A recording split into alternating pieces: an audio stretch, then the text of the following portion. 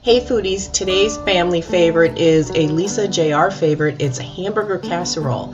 It is so bad for you, but I don't even care. And I can't even say it's keto because it's got noodles in it. So these are the ingredients. We've got egg noodles, tomato paste. You definitely want to make sure that you get the diced tomatoes that have the basil, garlic, and oregano, a can of Rotel, the tomato paste, some cream cheese, sour cream, green onions, Italian seasoning, salt and pepper. Of course, there is Hamburger. Mozzarella, Parmesan, and Cheddar cheeses are the cheeses that I am using. And you're going to want a 13 by 9 baking dish. And we're going to preheat our oven at 350. And we are going to get our water boiling for our noodles. So let's get to this. We're going to start by browning the ground beef, and as you can see, I picked the not the 90-10, but like, I don't know, 70-30 because it's more flavorful. But of course I am going to be draining it. And guess what I did? I absolutely forgot to film me putting in the tomato cans, but as usual, in the description box below is the ingredients. So off camera, apparently I added the cans of the tomatoes and the spices, which does include some sugar. You can omit it, of course, but it does help with the acid and any canned taste of the tomatoes. So meanwhile, my water's ready to go with my noodles. I'm going to add the 3 cups of my egg noodles along with some salt. So yeah, this is very gooey, delicious, comfort food.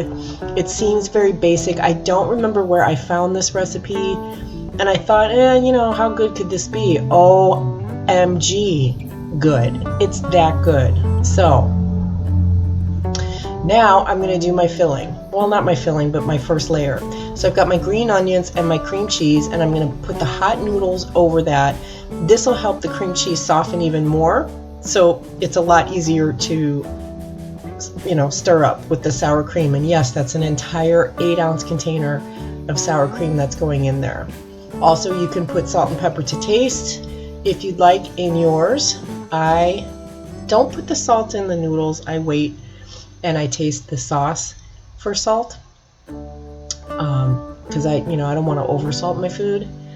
But yeah, so you just want to make sure that that cream cheese gets melted, it gets all incorporated. And now I'm using some fresh black pepper over mine.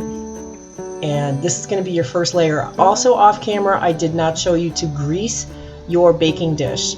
I use butter. So I take a wrapper of butter and I wipe it all over the inside of the baking dish, but you can also use the cooking spray, that's fine. I did show that in the beginning of the video, and I am going to be using that.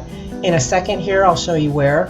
And so you're going to take the noodle layer, and you're just going to place that on the bottom. Is this like lasagna? Nah, kind of. Is it like a baked spaghetti? Kind of. Is it different? Yeah, kind of. So now you're going to layer it with the meat sauce. Yeah, it doesn't taste like either one of those things. This is just so delicious, and it's got like a Pioneer Woman vibe with the sour cream noodles. So I'm thinking maybe I got this from her. I don't know. We've had it for a couple of years now, so I don't really recall. If anybody knows, that'd be great.